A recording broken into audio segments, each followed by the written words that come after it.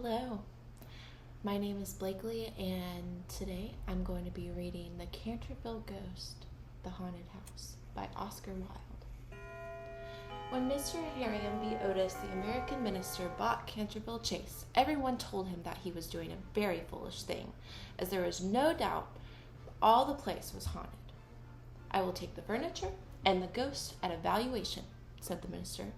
"I come from a modern country where we have everything that money could buy, and if there was such thing as a ghost, we should have it in one of our public museums." A few weeks later, the Otis family moved into Canterville Chase.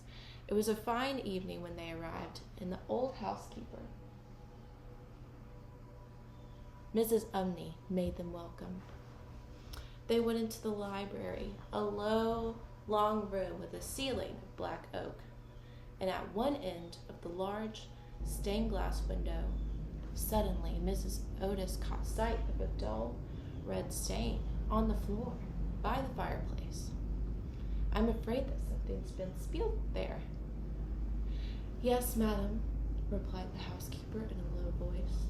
"Blood has been spilled on that spot." "How horrid!" cried Mrs. Otis. "I don't at all care for blood stains in a sitting room." "It's the blood of Lady Eleanor de Canterville, who was murdered on that very spot by her husband, Sir Simon, in 1575.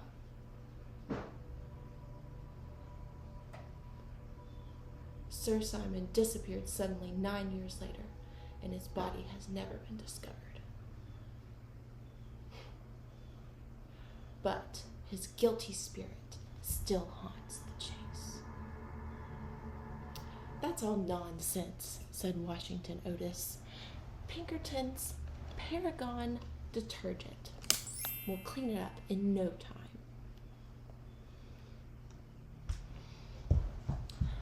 He took out a small stick of the famous cleaner and knelt down and rubbed the stain.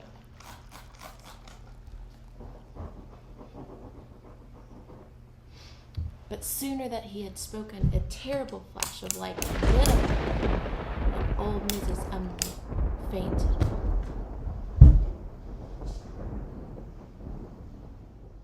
"It's the blood of Lady Canterville," she moaned. "It always reappears." "Well," said Mrs. Otis calmly, "we'll renew the Paragon detergent every morning." The next morning the stain had returned, a bright crimson red patch on the floor.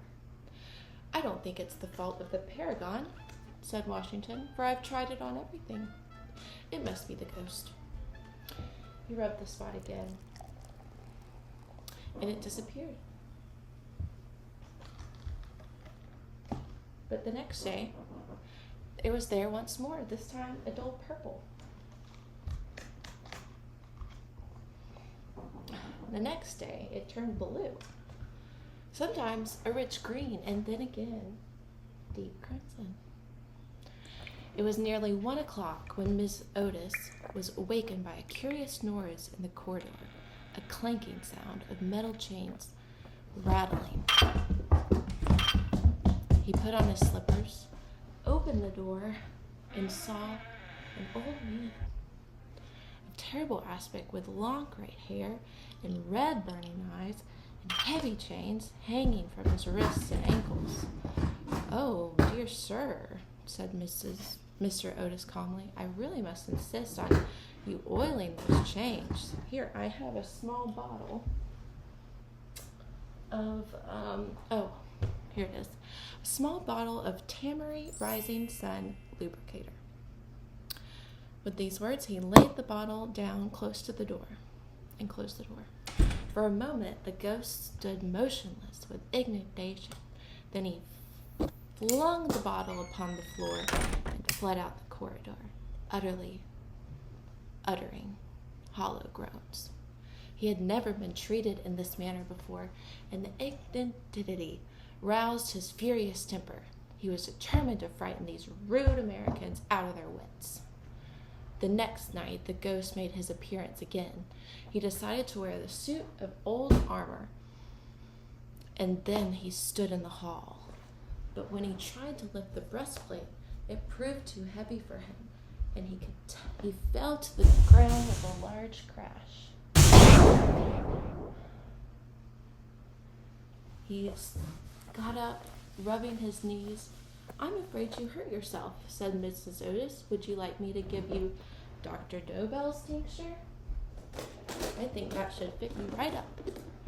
The ghost glared at her, and then rose with a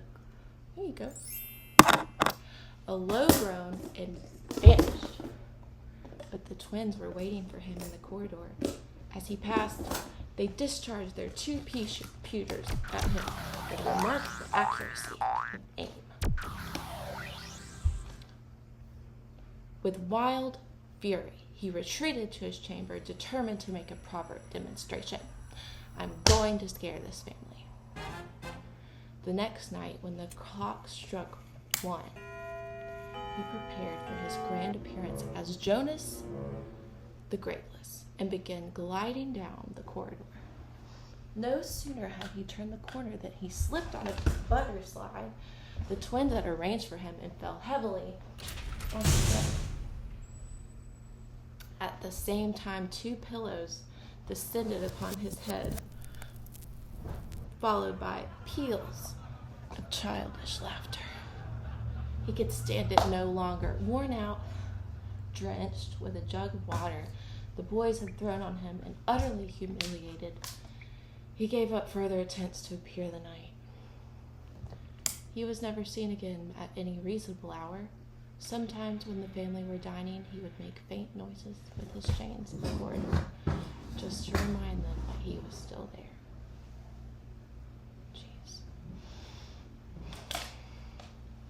But he no longer attempted to frighten anyone. The Otis family slept peacefully, and the mysterious bloodstain, thanks to Pinkertons, had faded at last.